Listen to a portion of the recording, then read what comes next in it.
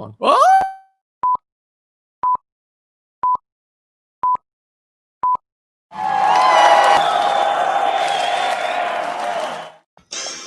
Woo! You are looking live at the Hidden Jackpot Timcast from South Florida. Election Wednesday. We still don't know who's running the country. Damn it! Hey! Hello. How's everybody doing? Welcome to the GovCast. TVB, are you? Big question. Who are you? What are we doing there? Who are you today? What are we doing? Oh, sorry. This is just from last Wednesday. Anybody tuned into the webinar, they would have known that I was a Willy Wonka giving out chocolate Hershey bars. These are like 5-pound bags. So just using the costume, Jack. That's all. Willy Wonka from the old GovCast. Yeah. All righty. Are you sure it's not a pilgrim, though? Because it is Thanksgiving. It is Thanksgiving. Yeah, it can be used for both. So either way, depends on my mood. Hey, the GovCast has big announcement. In addition to just being here Wednesday instead of Tuesday and Thursday. So hopefully you found us Wednesday at noon. We'll be here every Wednesday at noon going forward, God willing, if we still exist. And the big announcement, I think, Dre, you have something you want to tell the people? I literally am trying to breathe through this nose. Is that what you were wearing when this happened? What's the big announcement you want to share with everyone? That's after the announcement. Here we go. I can't talk about it myself. Steve, did you hear what happened with Andrea? Oh my gosh, we got it!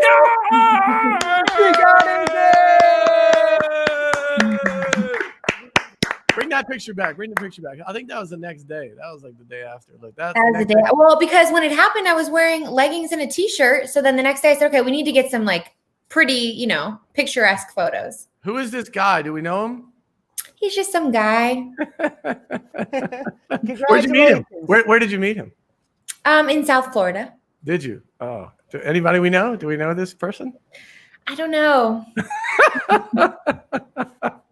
The audience, inside joke. He actually works for our company. So God bless. Awesome. Super happy for you both. Congratulations. That's wonderful.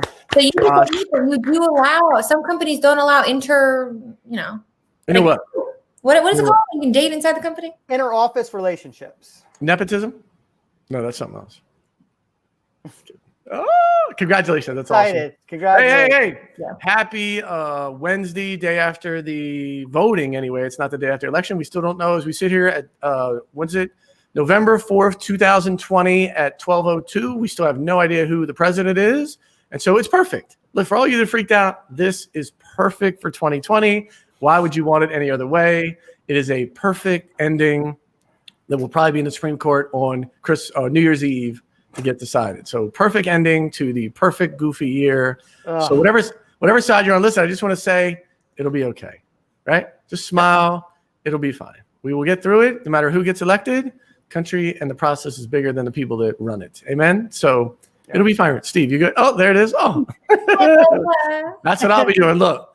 That's what I'll be doing. If it goes a certain way, I'll just be snuggled up with my little dog and be like, it'll be okay. Same advice I gave my house. It'll all be okay, no matter what. So people are freaked out. Listen, 99% of it doesn't really come to your house. 1% does, but it's like a football game. You know what I mean? You get so invested. And if you've ever watched a football game, like especially at that professional level, we care more than the players. The players are like, did my check clear? Did my check clear? Oh, we lost. Oh, okay. Did my check clear? That's how it is, right? It's like it's all game in DC. I used to live in DC. It's like the way to think about it. It's like the WWE. They're all like professional wrestlers, and they get on TV, and they're like, ah! And meanwhile, they all go out and have golf, make them millions of dollars, and laugh at us regular people. So don't let it get to you.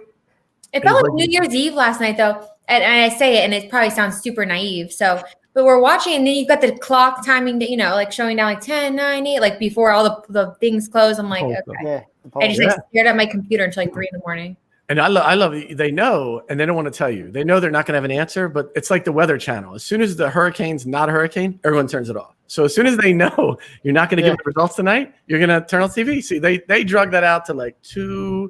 We might, maybe, and then finally they had to throw it. As soon as Trump talked, they were like, all right, we're done here. Everybody go to sleep. We'll see you tomorrow morning. So, but keep the faith. We will be fine. God bless. And so we're really blessed today to have Daniel Robbins here. He'll be in a little bit, multifaceted businessman. And so going to talk about a variety of things, including LinkedIn and how to grow businesses and being an entrepreneur. And so looking forward to a great show today. Steve, you got any updates you want to add to, Engage, the election? You got something you want to pop in there besides Bill and Willy Wonka? It's just, this is my first time back since my trip to Asheville. Hold on, you got some beef with Dre because she was trying to sell your spot there. I think she put it up on the internet for like $3,000. Shh. $3,000 for a 10-year commitment. A lot of money. Well, yeah, don't I get $3,000 per episode for the GovCast? You know, this is a highly competitive. So, Dre, do you get that? I don't think so. There it is. I get 5. Oh yeah. Oh gosh! Oh, don't tell him. Oh, now we're gonna have a talent dispute. No, this is great, yeah. And I appreciate the role. Just looking forward to getting through 2020. As you said, it's been crazy, and just looking forward to 2021. Get this election settled, and just focus on building business, building the brands. It's like took care of myself when I was in North Carolina, so it was a lot of soul searching. You look refreshed. You look sharp. It's all good. Yeah, feeling good, eating good. Everything's been good. So just focus on yourself. There's a lot of things you cannot control, so don't worry about those things. Like you can worry and drive yourself crazy, but take care of what you can control. Right, you're not fixing the election. You put your vote in. That's it. That's all you can do. And I would just add, listen, as the holidays come up, like it's your family. Like none of this other stuff really matters. It's make sure that you tell your family you love them, make sure they know you reach out and make the holidays great, right? And everything else will take care of itself. Cool? All right, great. So we, through the last several weeks, have been going through the 10 myths of selling to the government. And so today I think we're up to myth number 8. Dre-Dog! Myth number 8, you need to be a registered company to be awarded a government contract.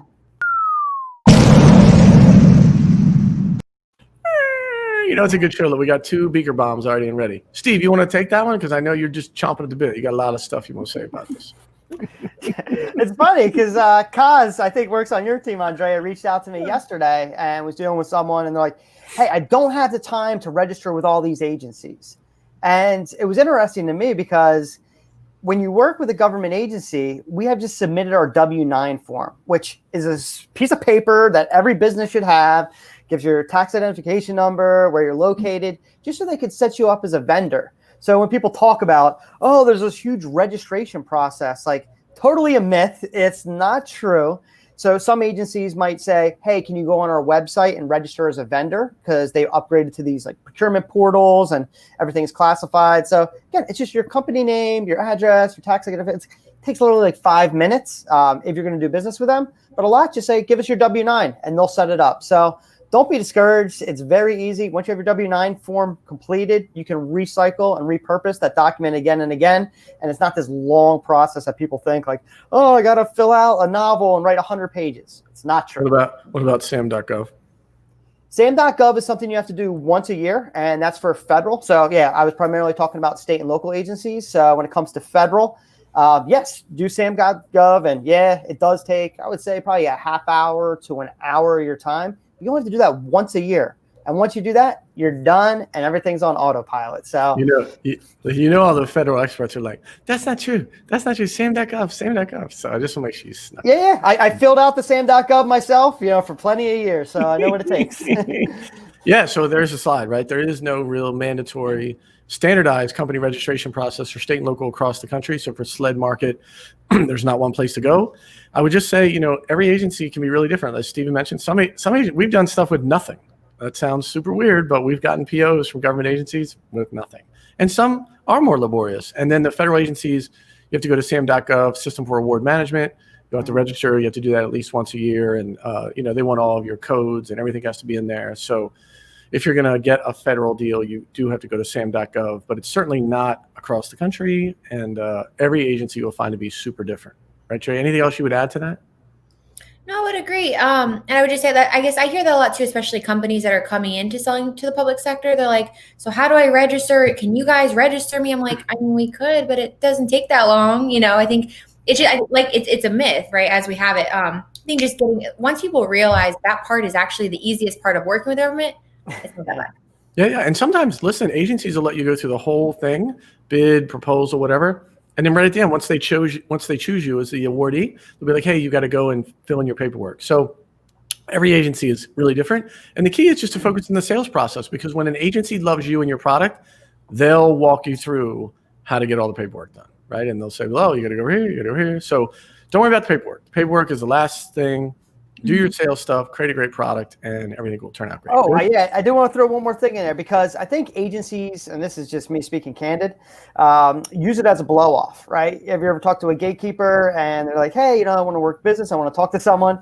Well, they'll say, oh, well, you got to go register on a website before anybody will talk to you. And that's also a myth, because if you talk to the end user, the person who's going to purchase it, they can evaluate it without you registering, but it's just an easy way to dismiss you as, you maybe making a cold call. And they say, oh, yeah, go on our website. And once you hear that a couple times, you think that's the way, but it's not true. What are they trying to do? Blow you off? People do that? Somebody's got a loose trigger on the beaker bombs today. That's 3, and we're only 10 minutes in. I think we're setting an all-time beaker bomb record. Hey, on that note, I'd love to bring in Daniel Robbins. So welcome, Daniel, to the show. Daniel is the CEO of media. Good-looking, bald gentleman right there, Kojak style, old school. How you doing, bro? Slick. I just shaved it yesterday for you guys. Hey, man, look, we are hitting it big time. There you go. Great to meet you. I got up early out on the West Coast, chilling in Orange County. So thank you so much for joining the show. Daniel, can you tell folks a little bit about you and your background and what you're doing today? Sure. So number 1 on LinkedIn Live here. Congratulations. That's what I heard. Yeah, this show. Best editing, and congrats on the engagement, Drea. So yeah, I've had like 7 failed businesses. I'm an idea guy. It's been terrible. And then I met my wife, and she's a really good CEO. And then we figured out that we work really well together. I'm more of the COO. I'm second in command. I'm the worst CEO in the planet.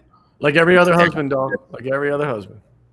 Exactly. Yep. So in life and in business, I work for her. But yeah, we work together, and we created some businesses that have been fantastic. Had a lot of challenges, ups and downs, and that's where we're at. That's cool. Yeah. So Daniel has literally, he's been very humble. He has his fingers in like 10 different things. So he has some skincare products and podcasts. And so why don't we start big to small? So I know one of the initiatives you have is really kind of have a really big impact on folks, right? Kind of a bigger 100,000 foot folks, trying to help them be successful, particularly I think women. And so can you share with the audience like what that movement looks like and kind of at 100,000 foot level, then we'll kind of dive into some of the other things you're doing to help folks.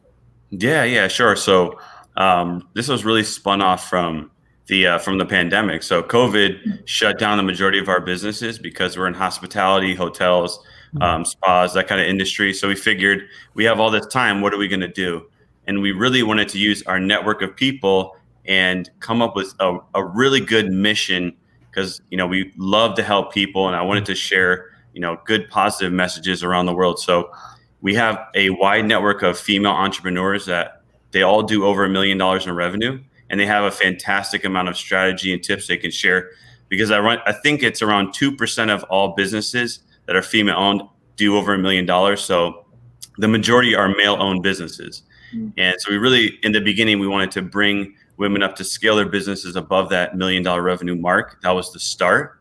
And we used our network, and we have a massive amount of amazing female entrepreneurs all the way up to in the $1 billion mark. And we basically share their message to empower other women around the world. So our goal is 100 million people. And now we've expanded outside of just women to also men.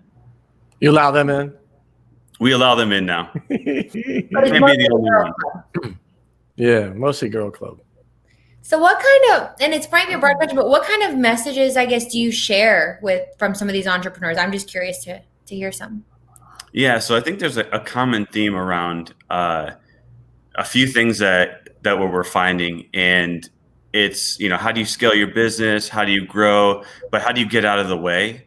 How do you take yourself out of the equation and work above the business rather than continue to work in the business? Imposter syndrome is always one, whether it's male or female, but definitely women seem to have it outwardly more than men. But I think that's the biggest thing is how do you go from 1 to 10 to 100, but really taking the best employees with you and getting out of the way and stopping your growth. Yeah, what's the imposter syndrome? So the imposter syndrome is basically like when you put my bio out there and I read it and I thought that's not really me. That's really the biggest thing is you can't believe that you're doing it and you don't think you're worth it. Yeah. You said women are more than men? Women have this more than men? Yeah. So the interesting thing, we had a recent psychologist on, and she talked about how the more successful women are, the more they have imposter syndrome. For men, it's the opposite. That's interesting. So can you talk about the roots of your businesses? I think some of that is in the skincare products industry and then your background with T-Mobile. So can you give folks kind of your business background? I think T-Mobile for a long time, and then, breaking that off into the entrepreneurial process with the skincare products. Yeah. So back in 2012, we started on Amazon. We started basically doing product arbitrage on Amazon. So scanning items from Costco and other retailers and just reselling them on Amazon. That was back in the day when you could do that on Amazon and actually make a profit. And within 1 year, we went from $20 to over $1 million in revenue. So it exploded. It was crazy. At the same time, I had a corporate job, and I kept that corporate job at the same time. So I basically worked 24 hours a day. And then my wife, that was her main thing, was the business. So we kind of shared different duties along the way. And we took that and we expanded that to, we opened up some spas. We opened up a hotel brand in the Philippines. And then, here we are. That's awesome. How big? How many spots were you at, or how big was so we have 2 hotels in the Philippines, 2 locations. We had 2 spas. And then we had our e-commerce business. We actually were on the Inc. 5000 list twice. We're one of the only few day spas to ever do that, non-franchise. That's cool. Is your wife from the Philippines? She is, yeah. That's awesome. Very cool. Cool. Yeah, Daniel, I have a question, because we're talking about like imposter syndrome and way people what are the biggest mistakes that you see people make when they are trying to build that brand and scale? Like maybe they have that idea, but what do people do wrong? Yeah, good question. So like I said in the beginning, before I met my wife, I had 7 failed businesses. Yep. And those ideas have actually been taken on by other companies and are amazing, right? So I had Lululemon for men before Lululemon existed. I read that book. It's terrible. So, but I think people don't really understand how to find the why, how to really tell your brand story. I think that's a really big miss for most people. Yeah. And then also building onto your personal brand. I think people want to only build a business, but they forget about themselves. So I think those 3 things right there, if you get those in the beginning and you start from day one, you're going to see success later on. So the 3 things, 1 is your story, your brand story. 2 is, develop your personal brand, as well as your company. What was the 3rd one? And really building onto your mission and, your vision, your why. Why? Okay. Why you do what you do? Yeah. Yeah, I think for our audience, there's as an entrepreneur, like there are a lot of great ideas, right? And so much of it comes down to, as you mentioned, the why. Because without the why, you're not going to put in the extra hours, right? You're like, I'm just going to have dinner and call it a night. And then secondly, operationally making it happen, right? There are a lot of great ideas. And if you cannot operationalize and make it happen, it doesn't matter, right? There's a lot of great ideas out there that die on the vine, and folks don't want to have the hustle to make it happen. So I think it's a great lesson for our audience. It's so important, right? You guys have lived it out firsthand, right? Yeah, I think something we could have done in the beginning was, create your SOPs, your standard operating procedures, hire the right people. We always talked about how we went from 6 figures to 7 figures to 8 figures, but we continued to have a 6-figure team. Yeah. And unfortunately, that was a big downfall to one of our main businesses that collapsed in 2018 because we didn't scale our employees, like what you're saying with the procedures and the people. Their mindset didn't change, and that was a big downfall. People love that. When we put standard operating procedures in our company, they love it. There's my best meetings. When we put in a new CRM, right, Jay? They love that. The team loves it. No comment. I got a question. So kind of piggybacking off that, right? So you said, not to harp down this negative, whatever, but you said you had the 7 failed businesses. So is there anything common that you maybe did wrong in all of them, or like a common theme why you think that these businesses weren't super successful? Yeah. So we use a system called the EOS. I'm not sure if you guys are familiar, the book Traction. Entrepreneur Operating System. So it talks about how you have a CEO that's the visionary, and then you also need an implementer, right? Your COO or maybe VP or whatever title. I think the biggest fail was I'm the visionary at the time. I didn't really understand about implementation. Realizing I'm actually not a good visionary. I'm actually a much better implementer. So it's like, it's hard to do both positions and swing. So, and then having that, understanding and know-how of marketing. I mean, there's so many things I didn't understand. I didn't really care to learn. That was another piece. It's like, I think of something and I want to go do it, but I actually probably need to take the time to learn, how do you do marketing, right? How do you do social media marketing and Facebook ads or SEO? Like, there's so many things out there that's free information, but I just wanted to jump from idea to idea to idea, but I needed that partner to tell me to shut up. I don't know anybody like that. I don't, Steve, you know anybody that's like that? Yeah, I have a lot of ideas. What's the name of that book? What was the name of the book again? Traction. That's it. Traction. I'm on it. Listen, that's a great segue because I think the next thing I wanted to kind of have us dovetail in for the audience is hey, I think one of your taglines, when you go to Daniel's social media, it's hey, the new PR of 2020 going forward is LinkedIn, right? The PR of LinkedIn. And I know in our past GovCast, we've talked about different folks and leveraging LinkedIn and using that as a way to market and sell. And so, Daniel, can you share with the audience kind of your perspective about LinkedIn, its power, how you leverage it, those things? Yeah, sure. So I spend pretty much the majority of the day that I'm spending on social media, I'd say 90% is LinkedIn. And I truly think if you can forge the most amazing relationships. So recently I've been connecting with people, and every time I connect with them, I ask them one question: what's one business or leadership book do you recommend? And I can't tell you, I'm probably 90% success rate with responses. And then that then takes me to building out into the conversation, getting leads from that, or we've had the most amazing guests on our podcast. We've had leads into new other things I didn't put in my bio that I'm working on right now that have been generated through that, partnerships on new businesses. Everything is through just talking on LinkedIn. So I think you have to be open to really connecting with people. Yeah. And also stop sending those really long messages. People love those. They love the book people send. I always tell people, if you saw somebody outside on the street and you met them, would you say that, right? And if not, think of the same thing with LinkedIn. Say what you would say if you physically met them on the street for the first time. I heard the same analogy was when you go to a party, right? The first time you meet somebody at a party, would you just go, blah, blah, blah? No, you say, hey, how you doing? Some people would. First. Some people would. Exactly. Crazy people. The LinkedIn piece, can you connect? What is the? Do you have a preferred way to connect with people? I love the book. Do you have a number one? Do you get feedback on the best book, and then any other connection pieces? Any best practices you've seen on LinkedIn? I think for our audience, as you've heard many times, almost everyone you want to deal with in the government is on LinkedIn. There's literally tens of thousands of folks who work for the government on LinkedIn. Great way to start that connection. So any tips? And then what's the best book you get back from that question that you're asking? Man, Rich Dad, Poor Dad was a consistent I saw that. Yeah. I just finally listened over the weekend. I wish I'd listened 10 years ago.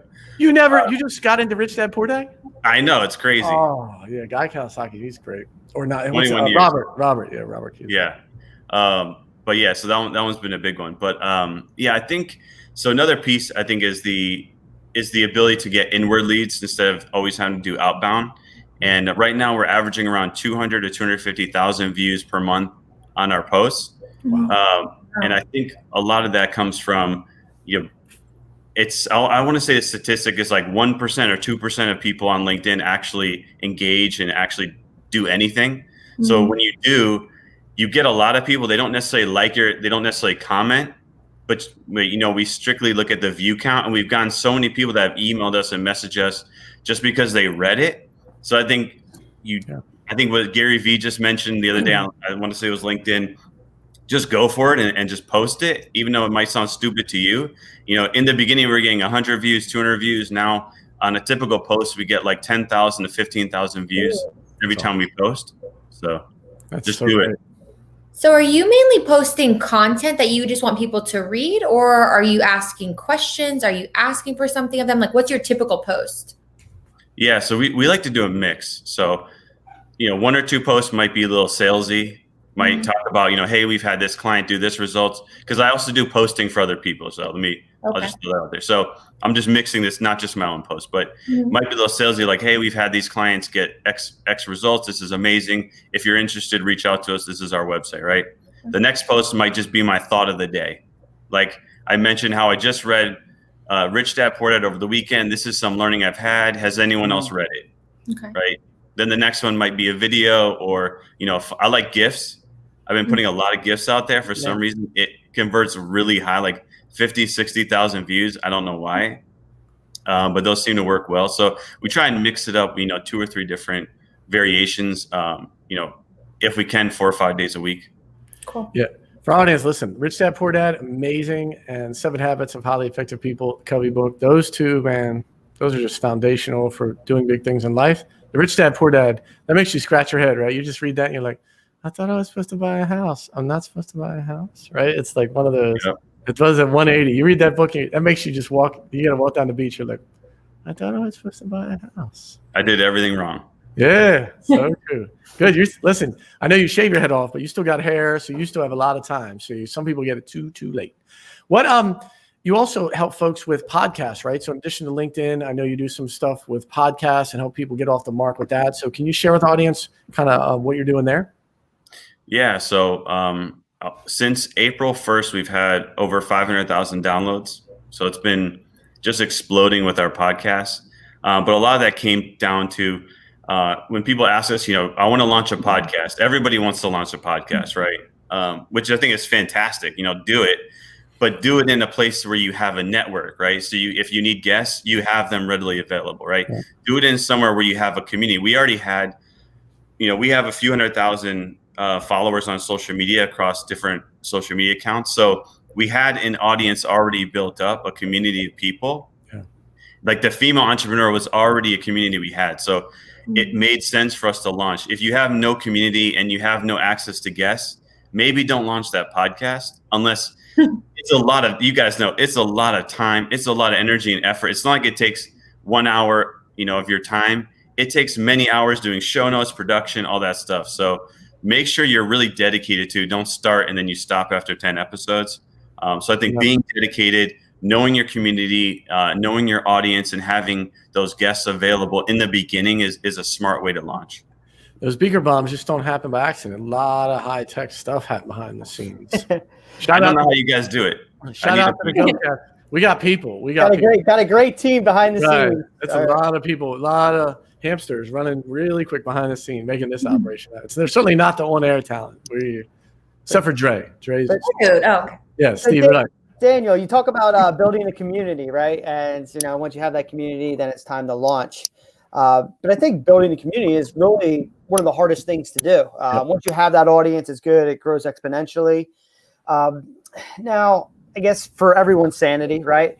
What's an ample amount of time to develop a community? And I don't know what you label that as. Is that 10,000 members equals a community? Is that 100,000 people on social media? And then the second part of that question is, do you have to pay to get them to find out about you, right? Like, do you spend money in advertising, or do you just grow that organically?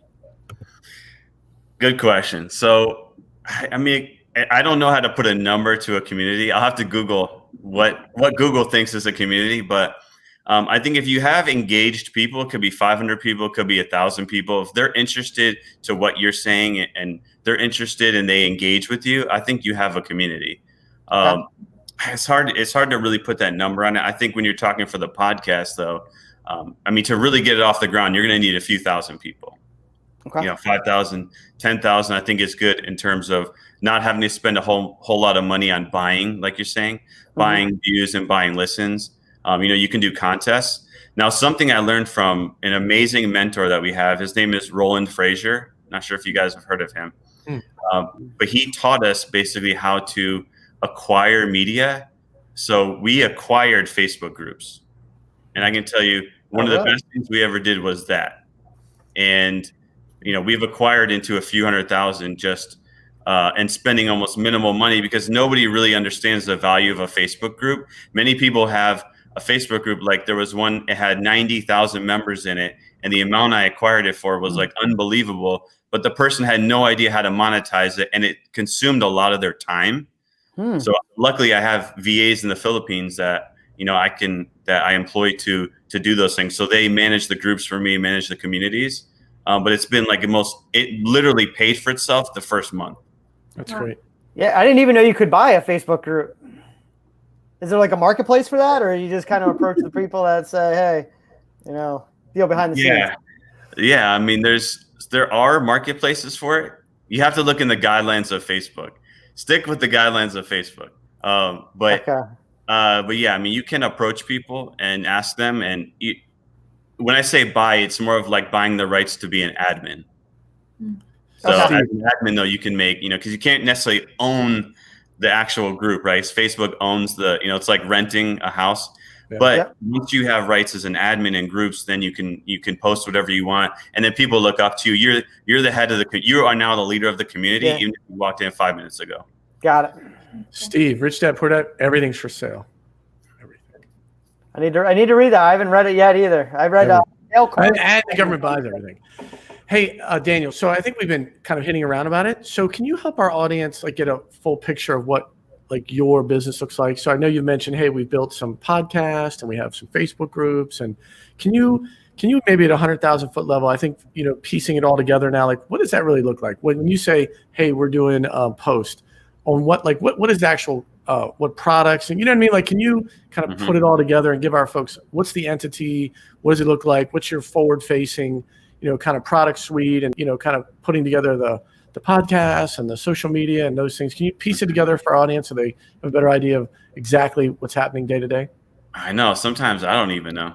But that's when you know you're doing good stuff. Look, when there's too much, when there's fires burning, you know you're making it happen. That's true. Yeah, sure. I try and hire those integrator people in the Philippines and outsource them, and they take the business on for me. But yeah, so our biggest focus now is our media company, and our media company has a few different arms to it. But there's an agency arm, right? Because our goal is to reach 100 million people. The only way we get there is it's not through our own media, it's through other people's media as well. So one of those arms is an agency side where we help people, executives, entrepreneurs, we help them basically brand themselves. So they work on their personal brand. And part of that personal brand is LinkedIn is a huge part, social media, could be creating a podcast. So we're really looking to elevate people's personal brand. And somebody who already has traction just needs to get to the next level. Many of them are also launching a book, or maybe they're forging like a new company and they want to really just get out there in the world. Oh, cool. That's super cool. That's cool. So I have more of a personal question. And it's just a question I just started asking people recently that I've been meeting. But do you have any kind of, not necessarily a daily routine, but like a morning routine that you stick to? Yeah. So I know I've been seeing this a lot. The morning routine question. A weird question. You know, it's a personal question. If it's some weird stuff, you don't have to tell me. But I want to know what is a weird routine. Keep the weird stuff out of your answer. I would love to know what that is. Maybe it's good. I need to start. Yeah. So usually like 5 to 6 a.m. is when I wake up, and I immediately go to work. For some reason, the first 2 or 3 hours of the day, I am absolutely the most productive in the entire day. Sometimes I can't even work anymore because I'm just not productive. But then I have an infrared sauna. I like to go into the infrared sauna, maybe do some exercise in the morning after that. Maybe go out and just explore. I don't know. We go hiking, drive somewhere, take a day trip. We have some property in Joshua Tree, so we go camping out there. Now you hit Steven's hot button. Sounds like a great place to work. Saunas and road trips and hikes. You have to, right? So that's why I make sure the first 3 hours a day, I'm really, really productive. Cool. Got it. And I have one more question for you, Daniel. So I know you're big into engaging with your audience. What is the most memorable post or thing that you've done that had like the biggest response with engagement? Oh, man, that's a good question. So I want to say probably our best LinkedIn post is when you get the most vulnerable.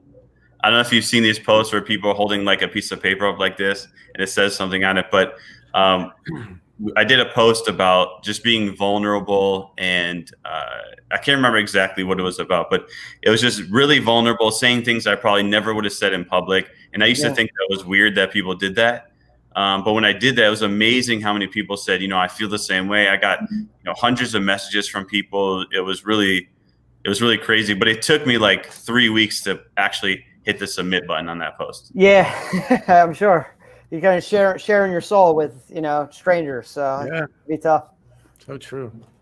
Can you, Daniel? I know you've had a background corporately, right, with T-Mobile, and now doing the entrepreneurial thing. Advice to folks that are in that world, right? As they, some folks work for big companies and they're trying to get their startup off the ground. Maybe they're trying to settle the government. Maybe they already settled the government. They have a side hustle. Like, what's the process? Like, any advice to folks that have, kind of trying to balance, hey, I work for a big company and now I'm trying to do something entrepreneurial, or trying to balance them both, or transitioning from one way to the other. Like, any thoughts, lessons learned you would share with the folks that are kind of in that purview, things that you've already lived through? Yeah. So I just heard that some stats that it's like one of the biggest years of startups, because businesses that fail 10 years plus is the highest ever in history, but it's the highest amount of startups created, which is amazing. So I think there's a lot of people going through that same transition. For me, I would say start something while you have your job. Amen. Yeah. So don't quit your job and go all in, unless you're 20 years old and you have no bills. That's amazing. But start something, start building that community. Like, Stephen, we were talking about, start building that community, start getting some engagement, start testing the waters, even maybe start a business on the side and do a little bit. We always test things before we actually go all in, because if it doesn't work after 6 months, we stop and we move on to the next thing. So yeah, that's my biggest thing. Start now. And the other thing, sorry, I'm just going to add to the personal brand side. We have a lot of people, somebody recently, they have a company that does over $100 million, but you never heard of the founder. And now they've come to us saying, hey, I want to build my personal brand. I'm like, wait a minute, you've done so many amazing things that no one's ever heard of you. Like, what were you doing 10 years ago? So the other piece is, on the flip side, like, it's never too early to start your personal brand. Start it today, because in a year from now, maybe you want to launch a book, but nobody's heard of you, and now you have to do your personal brand. It's just a lot of work. Yeah, so true.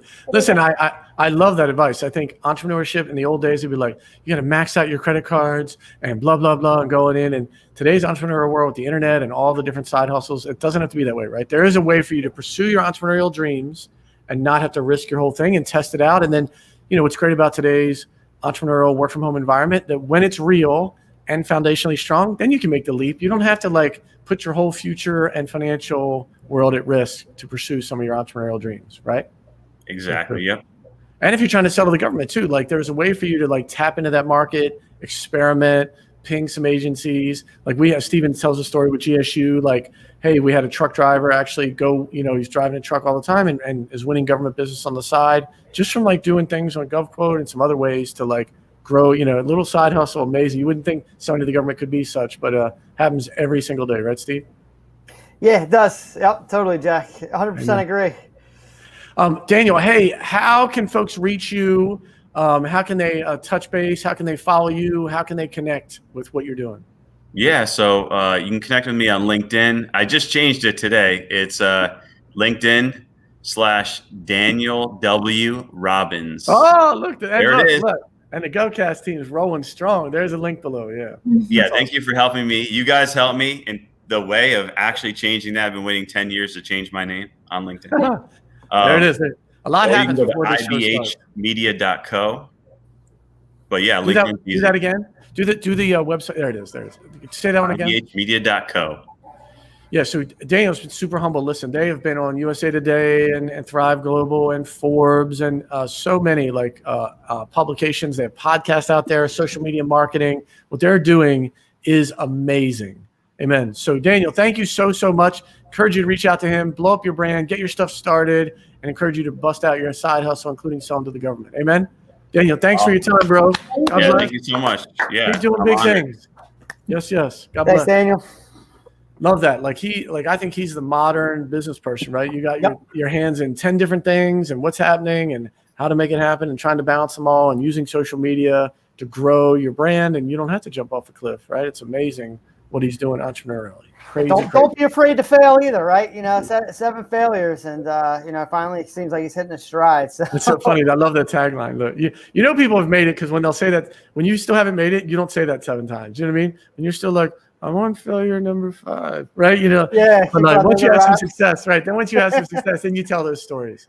Yeah. 1, 2, like, so cool. You know Hey, what? Steve. Well, I was going to just say something that Jeff, so for anybody who's watching, our CEO, so he said this years ago, and I had never heard it, but now I live by it. But he kept saying, he's like, hey, if you're not failing at least a couple times a year, like you're not, what was it? You're not pushing yourself. Right. We're not pushing what you're we're not working, right? Like working to your ability. And so I kept thinking about that because, you know, the last couple of years, it seems though things have been easier, right? I don't feel like there was a ton of failures in my life. And then once I started thinking about that, I'm like, well, okay, well, I'm not working hard enough, right? Like there has to be some things that I fail at. And so that message resonated a lot. Yeah, Les Brown's thing all the time, right? It's not that people set too high of goals and miss. They set too low of goals and hit them, right? And so you're leaving a lot of money on the table, but aiming high. And you heard Daniel talk about it. In this time of COVID, folks, a lot of folks look at the glass half empty, and like there is a lot of opportunity because folks, when there's friction and there is tension, there's a lot of opportunity. People want security. They want to know how to do stuff. And so there are a lot of business opportunities out there associated with what our society has gone through in 2020. Cannot encourage you enough. One of those being selling to the government. You've heard, we had a webinar last week. I'll turn it over to Stephen to tell you about, but the government's spending a ton of money and can be part of that process for you and your company. Because the one thing over the next year, they're still going to spend a ton of money, no matter what private industry does, no matter who's president. Right, Steve? So the webinar last week, you have some news. Yeah, appreciate everyone that's staying this long in the GovCast. But yeah, the last thing is, if you joined us last Wednesday, then we also had the recording live. So you can watch it again. I know we were trying to send it out via email with the links and everything. It was good to go. But if you haven't watched it, you can still go to, it's GovSales University OCT webinar. We try to make it shorter so people remember it. So go to govsalesuniversity.com/OCT webinar, and you can actually go in, watch the replay, and download the 6 free resources. So we gave away 6 resources to help you plan your 2021 sales strategy. It gives you like a list of shows to go to, list of government organizations that you should join, a lot more websites that are out there. Like we're talking about SAM, registering for your federal, like free resources. So it was huge with giveaways. So if you're trying to figure out, okay, what am I doing for 2021? We give you a roadmap, all the documents. It took all the best people. We went out into the field and said, what do you recommend? What do you recommend? And we put it in one place. So it'll save you countless time researching, make your life a lot simpler and follow that strategy. And we're also giving away a promotion because something happened with our link. So we have a promo code. So if you go on that website and you still want to sign up, we do charge $149 a month now for GovSales University. But if you want to register from now until the end of the weekend, just use that promo code OCT Web, and you'll get hooked up for that $97 a month.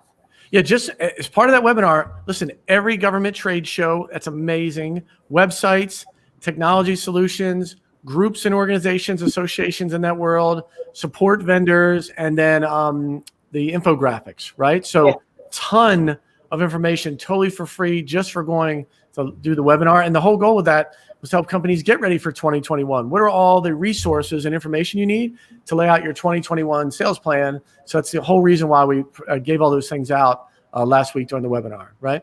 And we gave away 3 5-pound Hershey bars. So I think they should be arriving to all the winners today. So congratulations to those folks. Looking forward to getting selfies because I personally never held one. I want to see what these things look like in real life. If you go watch the webinar, you now don't get a 5-pound Hershey bar, right, Steve? I got 2 small ones here that willpower. I haven't even opened them yet. Somebody ping Steven and get one of those, 2 little small Hershey bars. Good. So funny. Dre, any last words? No, I think that was great. Great. Stevie B, anything? No, that's been great. Great. Listen, thank you all. We're here every Wednesday now, Wednesday at noon. Don't miss the GovCast every Wednesday at noon. Thank you so much, Daniel. Hey, be safe. Don't worry about who's president. It's going to happen anyway. God bless.